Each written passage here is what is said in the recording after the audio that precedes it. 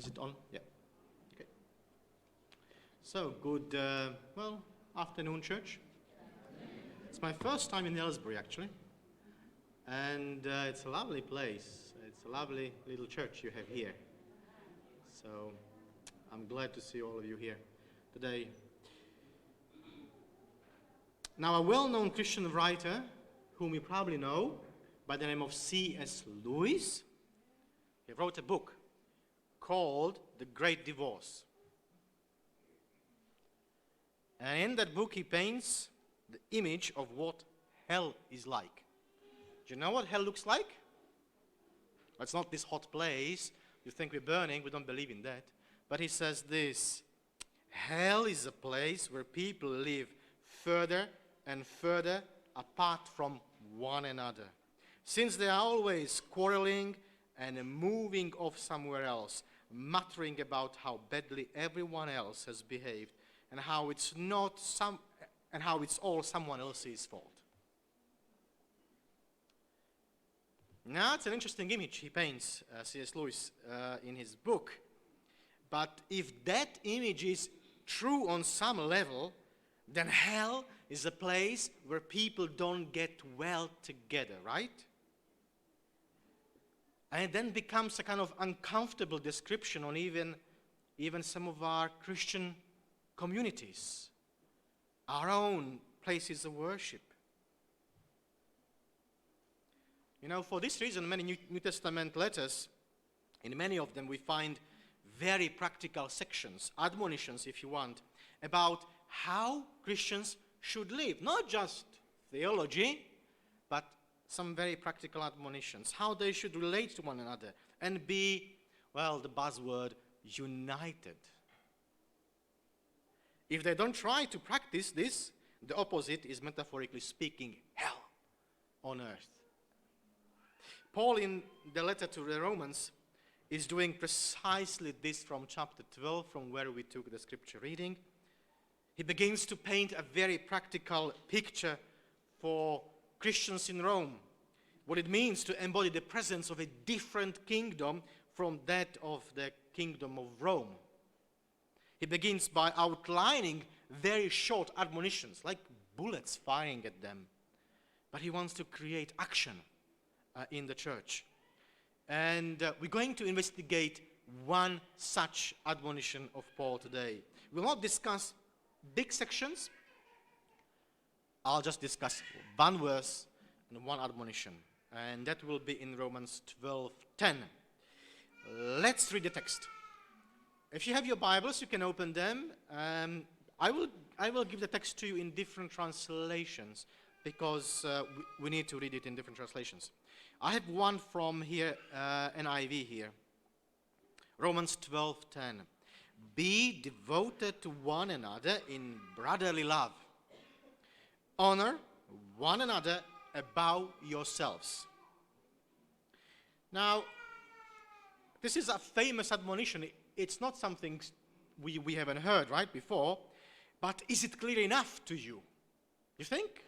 But it looks clear enough on the surface. Be devoted to one another in brotherly love. Honor one another above yourselves. Now, the New King James, which is the version I have read from the pulpit earlier, says, be kindly affectionate to one another with brotherly love, in honor giving preference to one another. It's a kind of similar phrase. New American Standard Bible has a similar translation. Now, I think the first part of this admonition is clear. Call to brotherly love. It is one of the central marks of Christians. But Paul adds, he links with brotherly love something special, right? This call to honor.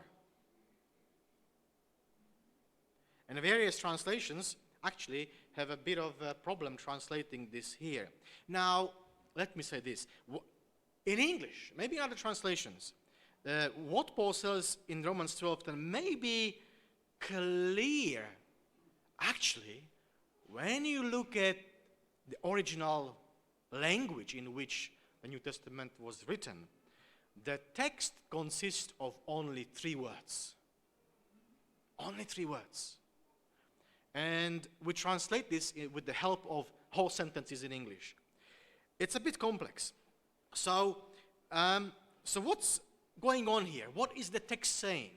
Whenever we study the Bible, we first need to establish what does the text say, not what it means. You first establish what does it say, then what it means. So we'll do first what it says, and then discuss what it means for us as well. So what does the text say? Literally, as I said, the admonition is made of three words: honor one another, which is one word in Greek, and the verb go before. Honor one another, go before.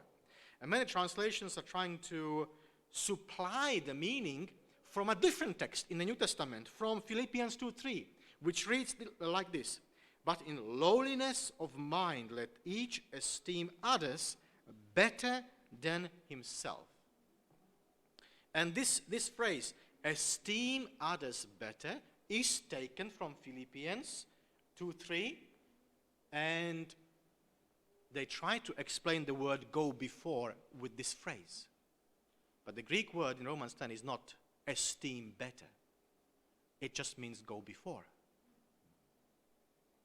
And so you see, I'm not so sure if this is okay to do when you borrow a complete different meaning from a different text to help you to translate a word which doesn't make sense, at least on the first reading. I think it's not quite okay. Let me offer you maybe something which is closer to Romans than Philippians here. Because Paul in the text is not saying that brothers and sisters should esteem or honor more others. That's not what he is saying. Paul is trying to say something different, something along these lines. Listen, be devoted to one another in brotherly love, taking the lead in honoring one another. There's a little bit of a difference there. He says to the Roman church, take the lead in showing honor to one another. In other words, how do you show brotherly love? By taking the lead, valuing, respecting, honoring others. Taking the lead. Don't wait, till you receive value, honor, respect, but you take the lead. That's the way to build brotherly love.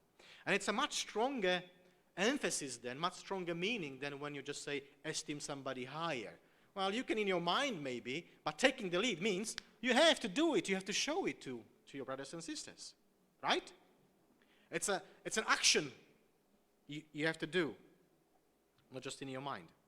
Now, to illustrate Paul's meaning here, let me mention a similar Hebraic idiom which expresses the same idea. Hebrew rabbis had the following saying: take lead in greeting others. Or a different version of it is, be first in greeting every man. Meaning, it's an action word. You do it, right? And this way you create something nice. I think both these Hebraic idioms carry the force of Paul's Greek in Romans 12:10. Now, we may ask this question: why is Paul mentioning the issue of taking the lead in respecting others in the first place to the church in Rome? Why is he saying this to his people in Rome? Was this a problem in the church? Were Romans dismissive or disrespectful towards one another? Well, no doubt that the church consisted of both Greeks and Jews at the same time, pagan converts. And you have allusions throughout the letter of Romans to these different groups, chapter 1, chapter 2, 9 to 11, right? How they should relate. Remember also Paul's calling that if somebody is not eating your food, you should respect it, right? It says, respect authorities and governments, chapter 13. So maybe there was an issue in that congregation, an important issue he wanted to raise to his people in the church, that building up brotherly bonds of love was closely linked with the issue of honor. Now, we would, however, completely miss the mark, the point, if we just stayed within the small Roman congregation. Because Paul's admonition, take lead in honoring one another, goes far beyond the local church. We don't even begin to appreciate the full force of what Paul is saying in those words unless we try to reflect and discuss briefly the profound, status-based, prestige-oriented nature of the Roman society. Mayor Reinhold was one of the leading experts in Roman culture, and he came to the conclusion that Roman society was the most status-conscious culture of the entire ancient world. So, just how exactly this status society worked, I will try to show you. And then we'll come back with Romans 12:10, okay? So let me try to sketch for you a picture of that culture within which, of course, the first Christians lived. And this will, I hope, bring home the force in Paul's admonition. Now, ideas about honor and shame can be found in all societies, no doubt. But there are two specific characteristics which specifically mark out ancient Mediterranean world from, let's say, contemporary Western culture. Two characteristics. One, honor was the primary social value. Honor was the primary social value. I'll explain this in a second. And the second point is, point of difference from the Roman culture with ours, that honor could be gained only by public recognition. On the first point, honor in the Roman world was not a secondary value, less important, for example, than wealth, as in our culture. Honor was a pivotal cultural value. Cicero, maybe you heard the famous orator and author, writer, Marcus Aurelius Cicero, who lived roughly 100 years before Paul. He said this, I'm quoting, "By nature we yearn and hunger for honor. And once we have glimpsed, as it were, some part of its radiance, there is nothing we are not prepared to bear and suffer in order to secure it." Honor was the dominant or paramount value in the Mediterranean culture. Not only it was sought by Romans, but honor was ascribed to institutions, to places, to colors, to clothes. Everything was ranked according to a ladder of honor, if you want. Purple, you would not be able to wear purple unless you were somewhere specifically high on that ladder. You would not be able to sit in front in this church unless, you would be publicly recognized as having the right to sit there. Cities, pulpits, microphones, everything was ranked according to that. In fact, you may say that honor was the filter through which the whole world was viewed, a kind of deep structure of the Greco-Roman mind. It was the ruling metaphor of the society. To us today, if I make the comparison, to us today, this is a strange concept. There are some honor and shame cultures which are stronger than our Western culture that is outside. But today for us, value, for example, we value something on the basis of what? On the basis of honor? No. On the basis of money, price. How much does it cost? So if something's more pricey, then it's more valuable, right? We measure by price tags, but not the Greeks, not the Romans. For them, price actually is the consequence of honor, not vice versa. For us, it is vice versa. And indeed, everything, because of the way they did it, had a price tag, but that depended on the honor. Let's illustrate this. Let's say we ask, you don't have a piano here, I usually ask, at the back, is it a piano or is it a keyboards? Anyway, let's talk about this pulpit. Let's say, for example, we ask, how valuable is this pulpit? And how would you know how valuable is this pulpit?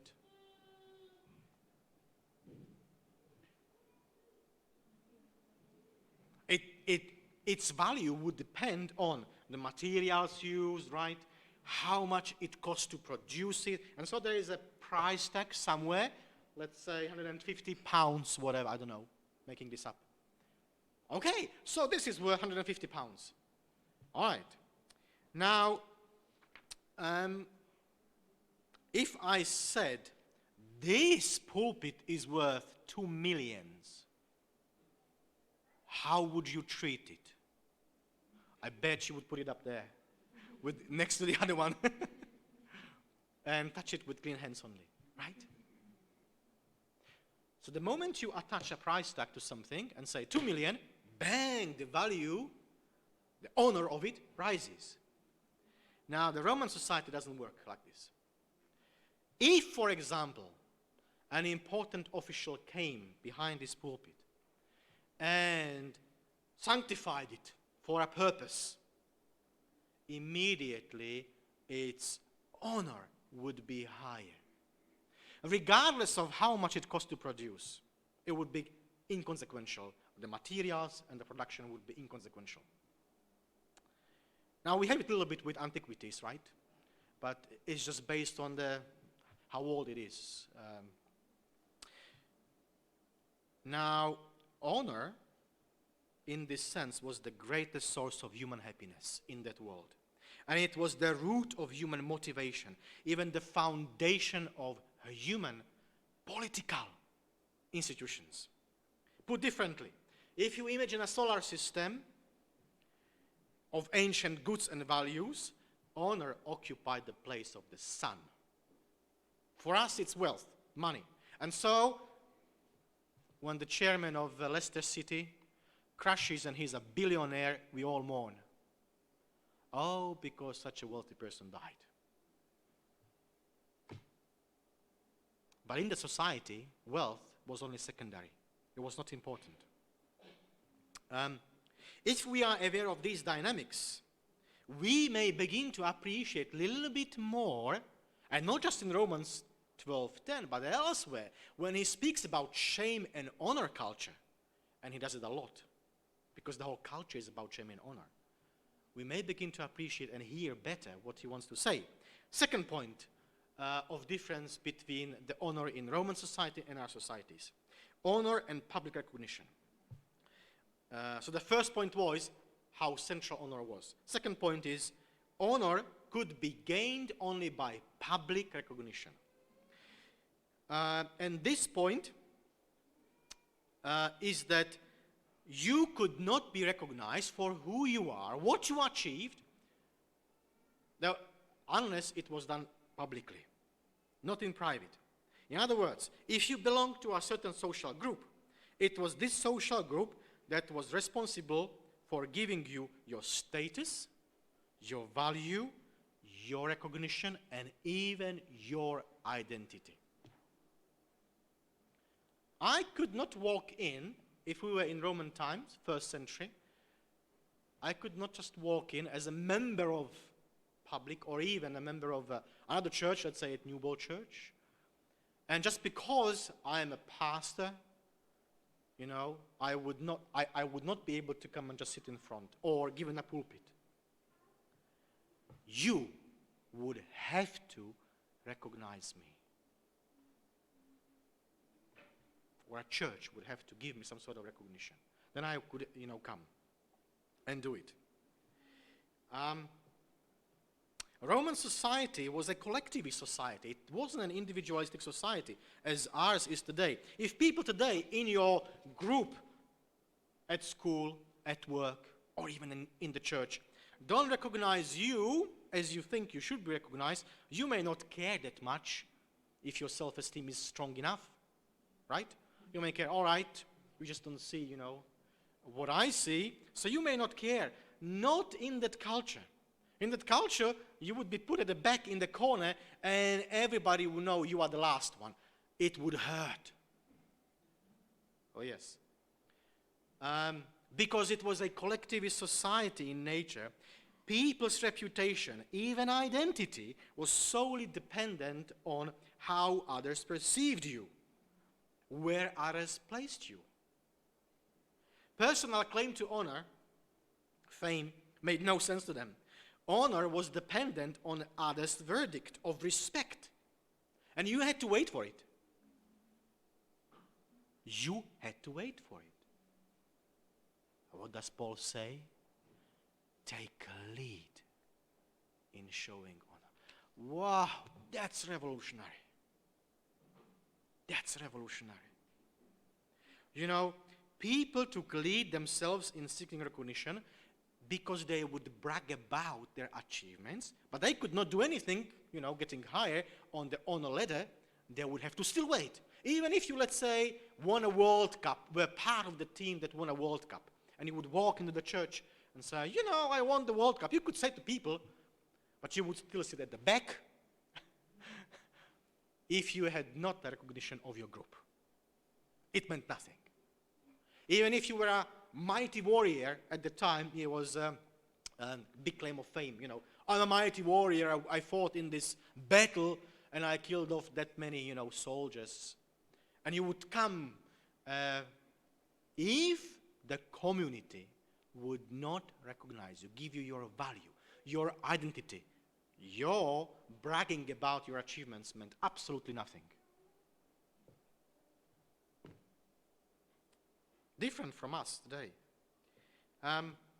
Confirmation by others was sought and required by people.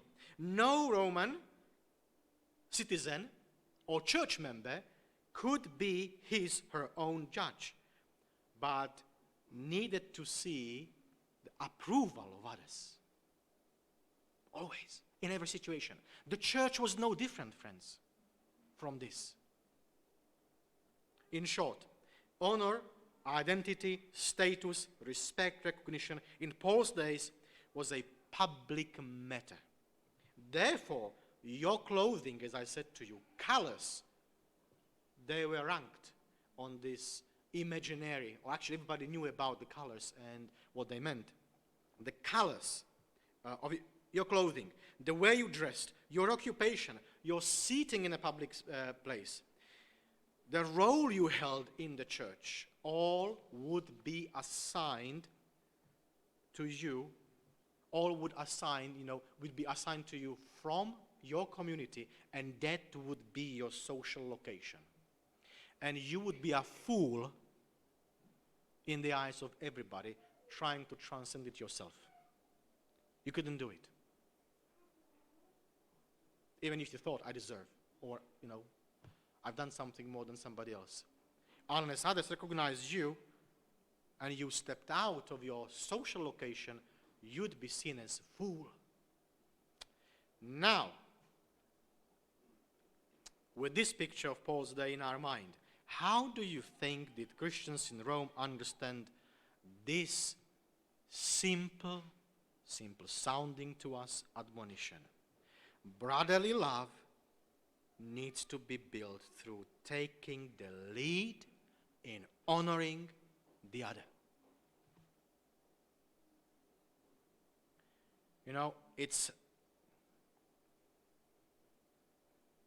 If I was, let's put it this way, if I was a first century Christian, a member of the church in Rome, and lived in that culture of honor and shame, I would very much begin to think that Paul is a troublemaker. Because he has just turned on its head the culture of my day. Where I have to wait for honor recognition and brag about with everybody. Now we all, those responsible, take lead in getting respect to all. You walk in, you have respect free of charge. Don't have to even open your mouth. Come, brother, come, sister, sit here. Wow. If that happened and I was sitting in a church, I would say, Paul is a troublemaker here. He's asking for trouble in the society. He is subverting the whole culture of honor and shame. You get me? It is so shocking, so radical. Because you should not take lead in honoring others, especially those who are below you. You know, people don't want to share honor too much. You know, they're happy when others recognize them, but to recognize somebody else lower than them, they felt like they are missing something. Here comes my time. Honor was like the Clementine for children. It was honor. We don't want to peel it because we think we'll lose. We will be only left with something very small. Right? So we don't want to share honor. We don't want to share respect readily, free of charge, easily. Unless we see, this person, interesting life story. Maybe you deserve something better. But Paul says, take the lead. Do it. Share it. Take the lead. This is very radical. Now, guess what happens if you start practicing that? Imagine what happens. You know what happens? I'll tell you. You create a social revolution. You begin to subvert the established culture of prestige. You begin to question the social foundations of the whole empire. So let me put this to you as clearly as I can. Take the lead in honoring others, and by this building up the brotherly love, is not only a countercultural message, but by practicing it, the church becomes the place which demonstrates the presence of a different kingdom. Different kingdom. Not the kingdom of the emperor where you have to brag about what you've achieved to get somewhere. In church, you don't walk in and brag about who you are, what you achieved, your wealth, your social status, whatever. You get respect free of charge because of brotherly love. It's a different kingdom, brothers and sisters. It's not the kingdom of the emperor of Rome. The church becomes, if you begin to practice this, a place where people find rest from climbing the social ladders. It becomes an oasis where people can find recognition and value that their culture does not offer for free. You know, at the workplace, at the school, they don't offer to you those things free of charge. You have to work hard for them, right? You want more wealth? You work hard for it. And even then sometimes it doesn't work. Not in the church. In following Paul's call, the church in Aylesbury announces to the world that we have something better than Theresa May can give you. We do. We have something better than the Labour Party, the Tories, or anybody else can give you. We have honor, value, recognition, free of charge. Come, see it for yourself. In the book of Revelation, in chapter 5, we read that Christ has been seated at the right hand of God as the rightful king who now has all the power over the heavens and the universe. And we often think of this as meaning that he is in a nice place, and one day, when he comes, he'll take us to this place. But for now, we have to live under the rulership of Theresa May and whoever else, the rulers of this world, because Christ's kingdom doesn't quite extend to this world. But that's not what Christ's ascension to heaven and his seating at the right hand of God means in the Bible. It means that he rules already on earth too. And by the way, in the book of Acts, the outpouring of the Spirit on the day of Pentecost, today's Sabbath school lesson, the explanation of Peter about the outpouring is that we now see the Spirit. And why we do see the Spirit being outpoured? Because Christ sat down as the King of the universe. So the mission begins. The kingdom begins to be built now. How does Christ rule on earth today? Where is his rulership visible? Well, it's visible in the lives of those in whom now his Spirit dwells, right? It is visible in and through the Christian community, their words, their actions, their lives. How they live together, how they demonstrate that this is a unique community, how they demonstrate the love of God. It is the Christian community that announces that Christ is the King and it is not the emperor. You see, this is what Paul is asking the church to be in Rome through his admonition. He is taking the whole Roman Empire and its culture and says the church needs to demonstrate different values. The local church, the local followers of Christ, become the example of Christ's rulership and kingdom on earth. They break radically with rank, with status, which was the culture of the empire. They question the culture of the empire. They present a different alternative. A contemporary of Paul wrote these words, I'm quoting, "People do not find it pleasant to give honor to someone else, for they suppose that they themselves are being deprived of something." Exactly. We are like Barbara. We like our Clementines. In this case, respect and honor.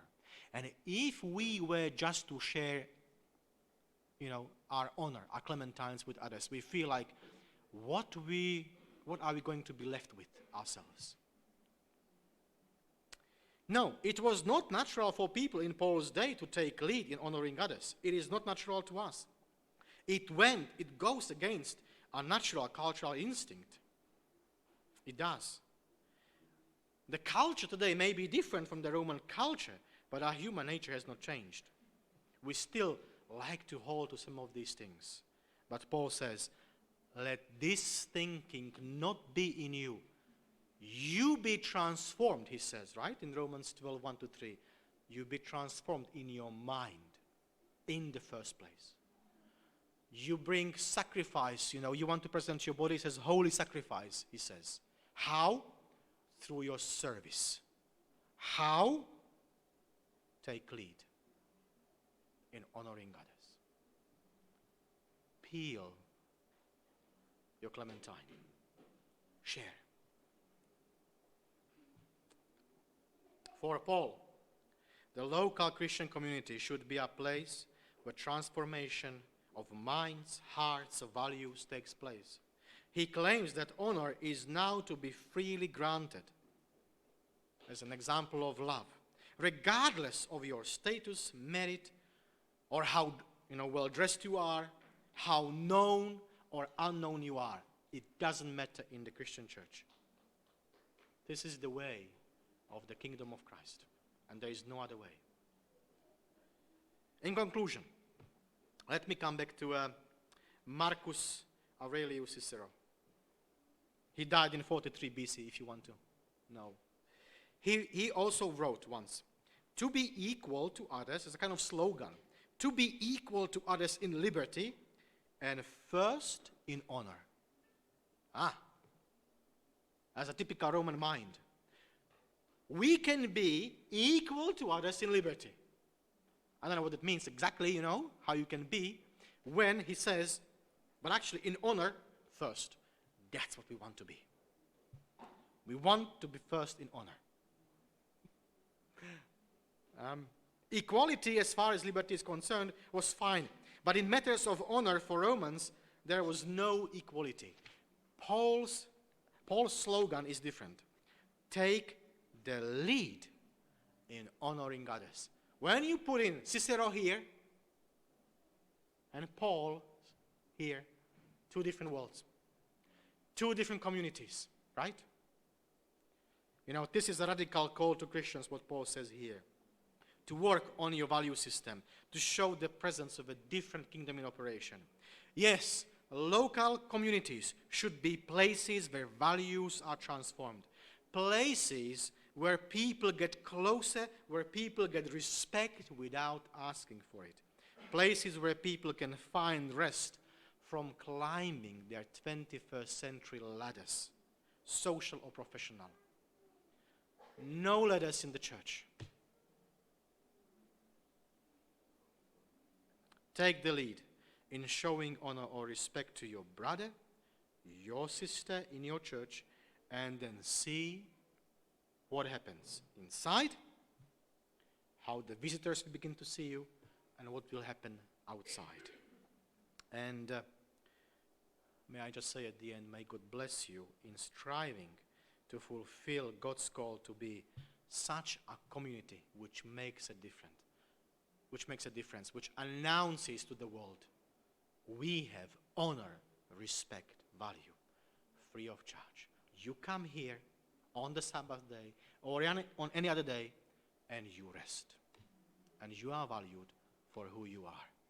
Because God loves you and we build God's love here.